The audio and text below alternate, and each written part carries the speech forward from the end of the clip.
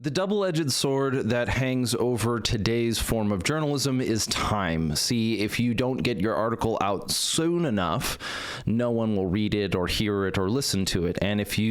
But yet at the same time, very rarely are even media companies incentivized to say what is true. If we understand what we're dealing with here, though, we can start to separate the access to information from its evaluation. And this episode surrounding the death of one CEO, Brian Thompson, is attempting to be an example of the latter. We're not just talking about what happened, we're making a intellectual evaluation around the circumstance and trying to engage perhaps our better selves in what may or may not have taken place.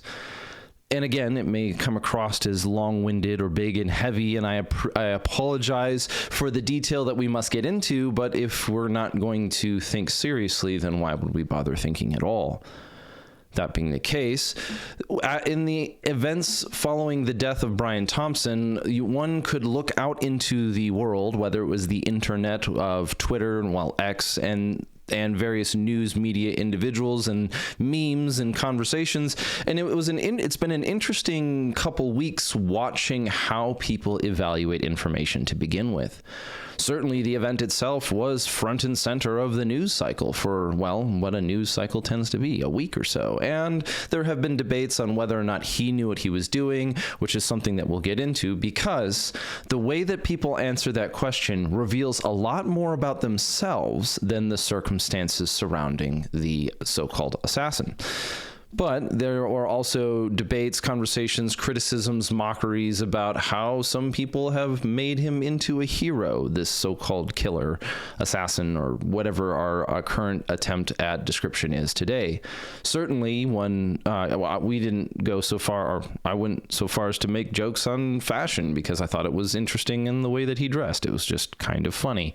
Maybe balaclavas are out-ish, sort of, maybe? We'll find out.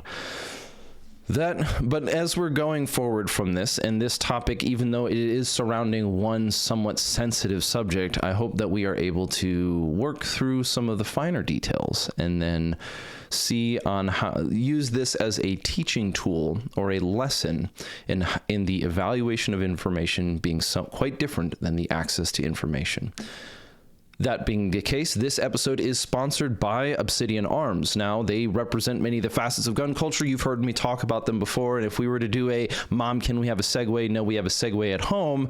There is a firearms maintenance. There's a maintenance element to the products that Obsidian Arms offers. To be quite frank, they have an excellent punch and tool kit, whether you're using an AR-15 or otherwise, that comes with a lifetime warranty. And so if you want to add something to your Christmas stocking stuffers, or you're going to, if you're looking for a gift for someone that you know that is in the process of becoming more self-reliant, let's call it, then go ahead and give them a look over at Obsidian Arms at obsidianarms.com. Now, how do we look at the event, the assassination of Brian Thompson? I want to start with this debate over whether or not the supposed assassin knew what he was doing, whether he was a professional or he was an amateur. And this is an interesting problem because it illustrates the difference between the firearms skills that he may or may not have and everything else that goes on around it. Apologies, I bumped my microphone. So there is the act itself, and we're going to refer to this argument as the mechanism of the activity, which sounds super technical and probably a little pretentious, but bear with me. So the mechanism of the activity that we have is that all of a sudden, all of the world, essentially, that has access to the internet was able to observe what looked like a assassination in the public. The CEO of United Healthcare was apparently walking to some event or walking to some meeting. Who knows? I don't exactly know what he was up to, but he's walking down the road, and then a man steps out from behind a car, ends his life, and then walks away. And where during that process, there's a bunch of what looked like malfunctions. The pistol was not cycling properly. Now, this again is that first illustration of the difference between being capable or being able to, or having skill in the use of the tool, and having some sort of skill in the activity around it. See, the evaluations that were going on of the of the assassin who was caught on film, quite a few people were quite a bit of the conversation on whether or not he knew what he was doing or he was a skilled individual were all surrounded around his fixing of the malfunctions. He would have to, after each shot, he would have to pull the slide back and let it go. Now, that is one set of skills, and my observation of it was he maintained what looked like a rather calm demeanor despite having issues with the firearm, which leads me to think that he either A, knew that it was going to happen in advance, B, that was his intent from the beginning with the supposed spent casings, or perhaps he had...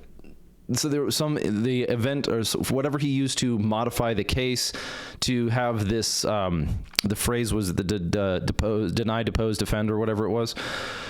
Perhaps that was creating issues as well. Now, that was suggested to me by a friend, but I guess he wishes to remain anonymous.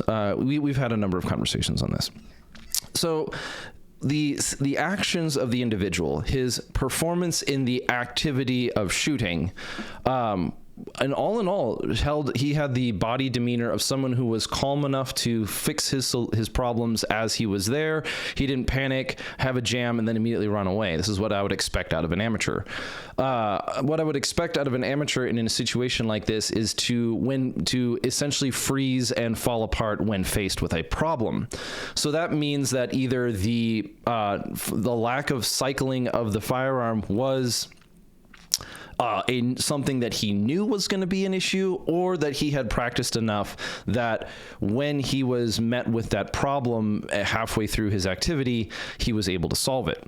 But the second part, and this goes back to where I think the kind of professional attitude of the idea that the person who did it was a professional, is that I doubt the individual who was caught on camera performing this assassination acted entirely alone. Or the part that was much more interesting, and the question that I think needs to be answered much more than where did he get the firearm or how did he learn how to do this, is who built the pattern of life on Brian Thompson. That's the part that's the most suspicious. That's the part that adds up the least with the individual who is being presented as the primary suspect, this one Luigi Mangione. And so while this is not an adjudication of whether or not he did it, I think the things that stack up against it being him, the reason why are the things that are, let's just say, in Luigi's favor, is that it doesn't add up that he would have acted alone. His character, his background, his individual is either something that I believe was sort of latched onto like an insurgent would in some sort of Jamil Giovanni Why Young Men scenario, which would be, there was a motive that pre-existed Luigi's participation, and he was sort of recruited to do the thing if he actually in fact turns out to be the shooter. So he is either, in my assessment, not the individual who he is either not the shooter, or he was sort of recruited and he was one person in a much larger, I don't want to say conspiracy, because this would actually be the proper definition of a conspiracy. That you had people acting somewhat in secret in order to do something of nefarious ends in this case. So the question that I have, and this is going back to the skill of the individual who performed the assassination, is how did he know to be there at that time? What looks like, and the most unnerving element of this whole deal is that it looks very planned out. Just in the sense of the person was at the right place at the right time, knew the right target, had a specific individual in mind. He wasn't shooting everybody around. There was that, I don't know if it was a homeless person or the bum, or it was just another bystander standing in the doorway, if you've seen the footage. But the person who is depicted or seen in the movie, not the movie, in the clip where he supposedly, or he not supposedly, I don't need to use all this language.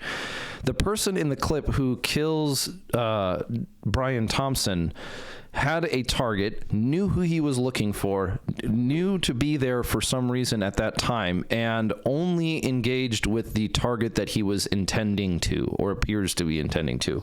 And that is the part that is so very suspicious. This might be a little bit of this topic might be a bit stretching for some people in how we think about this activity, and I don't mean that to be derogatory, but the part that is so interesting about the assassination of Brian Thompson is that we have a supposed suspect, and there's nothing about that person that indicates that he is the kind of person to build a pattern of life on someone like a CEO and not leave a massive trail, a massive set of breadcrumbs. One very simple example would be, did he have a phone? And if if Luigi Mangione had a phone, and if that phone was not, or if he had a phone, can we follow the data, which is, again, and I know this is a little Blade Runner, this is a little dystopian 1984, but can that be tracked to him being even in New York City during the day or the week of the assassination? And that seems like a question that should be able to be answered. Is there anything we can do to verify he was there at that time?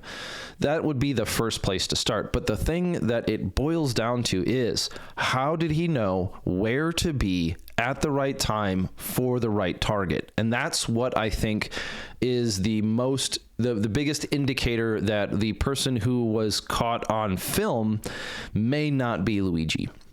It may not, or if it is Luigi, he had somebody else there with him.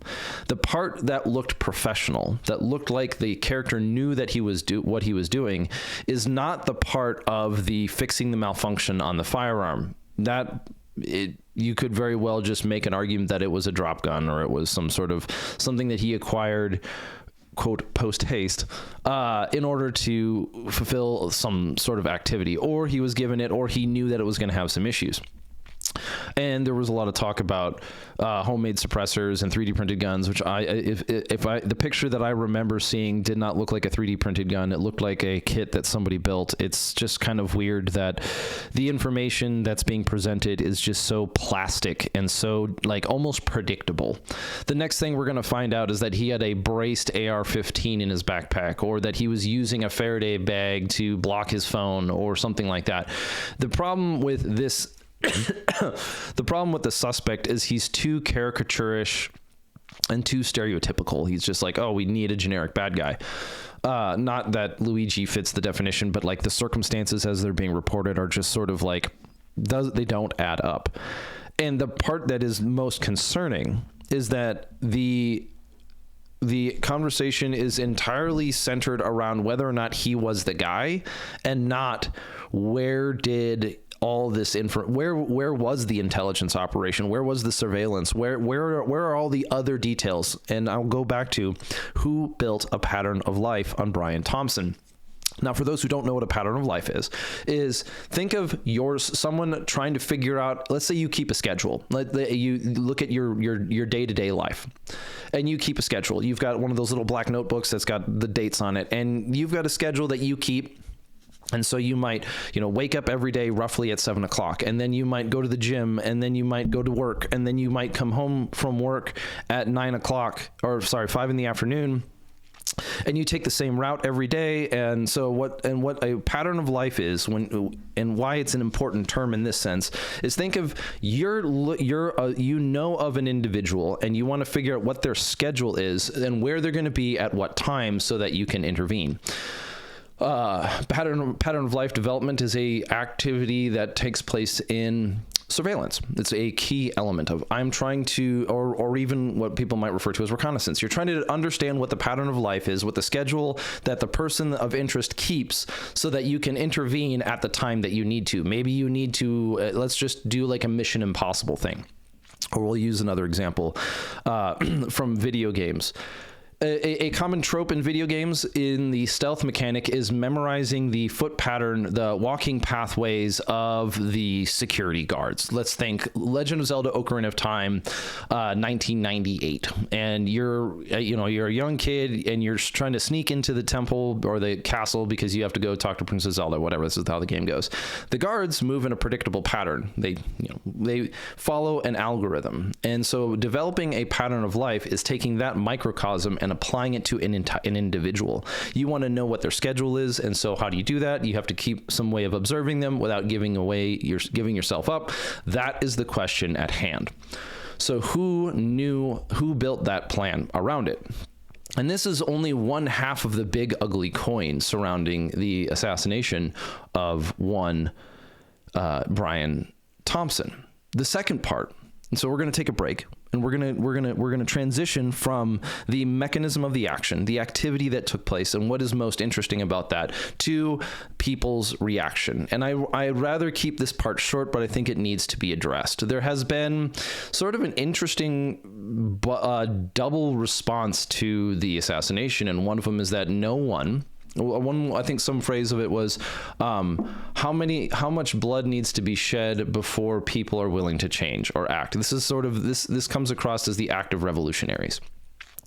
And it also, so there's a conversation about vigilantism. There's a topic about justice or even morality. And it's something I think that we need to not necessarily tread on lightly, but it's a way that you can make evaluations of people based on how they respond to this. Now, sure, there might be some, not even Schadenfreude, there might be some sort of like, oh, hey, he thought he was above the law and justice finally caught up to him. There might be this sort of attitude that's presented, he being Brian Thompson. There might be some criticism of his character.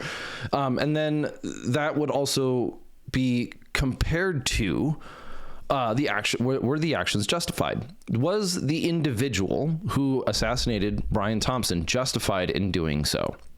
So now there's legal versus moral, and we're dealing with sort of a heavy cultural question. And one, it also illustrates why the subject of assassination is so, I wouldn't want to say taboo. It's been an interesting problem that the West has basically turned a blind eye to for since well around World War I. I mean, the idea of assassination is sort of a specific thing and a not specific thing at the same time. If you read Annie Jacobson's book, Surprise, Kill, Vanish, you'll see how this idea of plausible deniability was sort of created whole cloth in order to sort of do the thing without having to take responsibility for the thing being done. This is what a lot of special operations ends up going into, and this is where you get these ideas of he who dares wins, and this whole thing sits at the center of so many different plots, whether they're movies or real life activities. And the issue is you have a bad guy who's going to do a bad guy thing, but you cannot prevent him from doing the bad guy thing. And for whatever reason, the code of ethics and the law of the country that you live in prevents you from legally stopping him from doing the thing. And so you have to go to extra legal activities in order to make it happen. Those extra legal activities are most likely in themselves illegal, and now you have a problem of morality versus legality, and insert James Bond, 13 Hours, and a billion other books and movies. It's a common theme that the crisis of the story is the division. The crisis of the story is at the conflict point between what is moral and what is legal, or what is right to do, what the character ought to do, and the non-permissive environment that they're in. It's not as simple as taking the ring to Mount Doom in the scenario that we're talking about. It's something more like, even if Are the scenario that we're talking about around the assassination of Brian Thompson was it moral? Because I don't think anyone's going to say that it is legal. And there are books that I've read that have tried to tackle this subject, but it seems not only nebulous, but it's very difficult to. It's a very difficult topic to nail down because what it deals with is it deals with the very fabric of our society and what we think about the source of what is right and true and good. Now, if you were to go into the study of philosophy, and one of the things that I was taught when I was studying in education when I was studying philosophy, it was a professor who kind of helped me understand this concept. We're studying metaphysics, and for many people, philosophy and metaphysics tends to be this kind of like hippy dippy art type product. It's like, oh, what do you think the meaning of life is? I don't know. What do you think the meaning of life is? And ultimately, I think that I view philosophy mostly like a plumber or it's something that needs to be maintained. It's a key element of society that may not be as overt as, say, construction, building a home and whatever, but it is something that you can tell when a society is lacking it or it has been corrupted. When their worldview and their morality has been corrupted, you can see the consequences of it, even if it isn't, even though for some, it doesn't seem to be there. They don't seem to have the connection between cause and effect of what they believe and how they act. It's not the case that I do not believe that it is the case that if people knew the right things, they would do the right things. I am not a Platonist in that regards. But in the events surrounding the assassination of one Brian Thompson, we are seeing the consequences of what people's worldview is. And the lesson that was taught to me by a professor was that metaphysics, what is reality, the question of what is reality itself, sits as a foundation underneath what we think to be right and true and good, or what is ethics. So ethics sits on a foundation of metaphysics. There must be a thing and there must be a reality in order for there to be a moral evaluation of said things. There has to be an action before I can evaluate the morality of the action, or there has to be the potentiality of an action, something like this. So a person, there has to be a description. The idea that we can make both legal and moral evaluations of things stands on a foundation that they exist. This is existence exists. It's an A is A argument. There's a logic element to it, and there is a metaphysics element to it. That foundation and the question that we're dealing with when it comes to the assassination of Brian Thompson and vigilantism sits on a foundation of metaphysics. And so whether or not people want to accept or believe that they live in a world of concepts, of abstract objects, of philosophy, whether or not you want to, you live in one. Good luck denying it. It's going to cost you. This is a reality that we live in. The fact that we are making moral evaluations about things is a fact of life. It is a reality that we all face. So when we try to bend the fabric of reality by saying, oh, I don't make judgments, you're lying, and two, you're lying, and two, that's absurd. You're trying to say, I don't need to think or have eyes and see and treat what is reality as if it is real. That is absurd and quite strange. But it's usually also more of a moralizing statement. Someone's trying to claim a moral high ground instead of actually having it. So then what surrounds the nature of vigilantism is a very, very hard question, or it's a very, very tricky question, because on the one hand, you have to have some sort of order, or a properly ordered society functions in such a way that there is not a need for vigilantism. But vigilantism itself is kind of a self-licking ice cream cone. It asserts that the powers that be are failing to do their job, and it asserts that as a fact, which is the first place that you'd want to look at an evaluation. Whenever someone is making a justification, whether it's in your own heart and your own mind, or they're making a justification for events that have taken place in this form of vigilantism outside of themselves, they're asserting that the scenario is such that it is justified for the person to take matters into their own hands because the people that should be doing the thing are not doing the thing. The people who are supposed to be upholding justice are not upholding justice. It asserts that as a premise, which then should or could very well be legitimately challenged. And this is, again, the foundation of arguments in support of most ideas of vigilantism are rooted in the assertion that the scenario in which one is participating in vigilantism is such that those that whatever it is that should be maintaining a system of justice is not maintaining it. In other words, because the police won't do it, I'll take matters into my own hands. Now that question, the question might then, you might come to the conclusion that vigilantism is morally justified but destructive and destructive to a functioning society, because who gets to choose which ones are justified and which ones are not? Again, you might see this. Contrast this. You might see the kind of short-sightedness of people's morals when they justify one form of vigilantism but not another. Why was? What's the name of that guy who he ambushed? He was on the telephone. He ambushed the person who. The predator who sexually assaulted, or we're going to probably use other words, but whatever. The guy who molested his kid. I forgot his name. Or now there's Jordan Neely, or there's not Jordan Neely. You've got Neely and Daniel Penny. And so was Daniel Penny's act vigilantism? No, I think what Daniel Penny did was something more akin to self-defense, whereas vigilantism is sort of a proactive thing. This is why one way that we might define it is a definition between murder and murder and manslaughter. One was intentional and premeditated, the other was not. And so the circumstances around the circumstances around the death of the assassination of Brian Thompson are not existing in a void. We have all these other examples around us where if we make a flat evaluation that vigilantism is immoral, then we also have to condemn all these other things, which might be the right course of action. I think in this sense, I do not believe that every act of vigilantism is identical and is the same.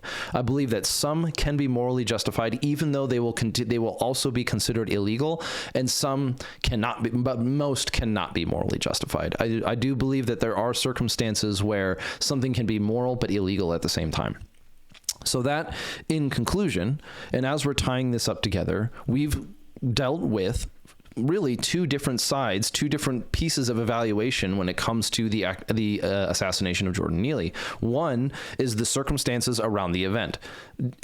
While there appears to be a suspect in custody, we now have an opportunity to learn about how our justice system works, and also we are making we get to look at how people think what skilled looks like. You might have to create a gun culture reference, a Lucas Bodkin versus GBRS group kind of thing. Like there is technically the skill of using the firearm and making that activity, or making the shot and fixing the malfunction. But then there's the entire activity around it, the skill, the time, the building of the pattern of life. And this is the difference between shooting and killing.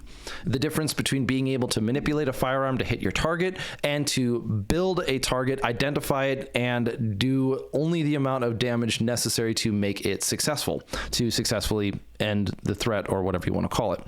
And so the evaluation we've seen is sort of, the big talk has been around whether or not the shooter who depicted in the film or in the clip knew what he was doing based on his physical actions. And I think he had some modicum of skill, but the part that really identified it for me, as well as I think quite a few others, is that he probably wasn't acting alone and he planned it. This was very well planned, and that was the part that was most concerning. It didn't look like it was last minute.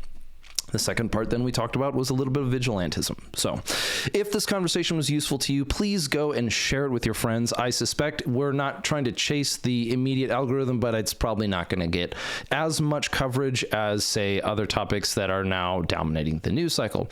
But if it's been helpful, go ahead and leave a like, leave a comment below on what you think happened, and we'll talk to you later. Now, go forth and conquer.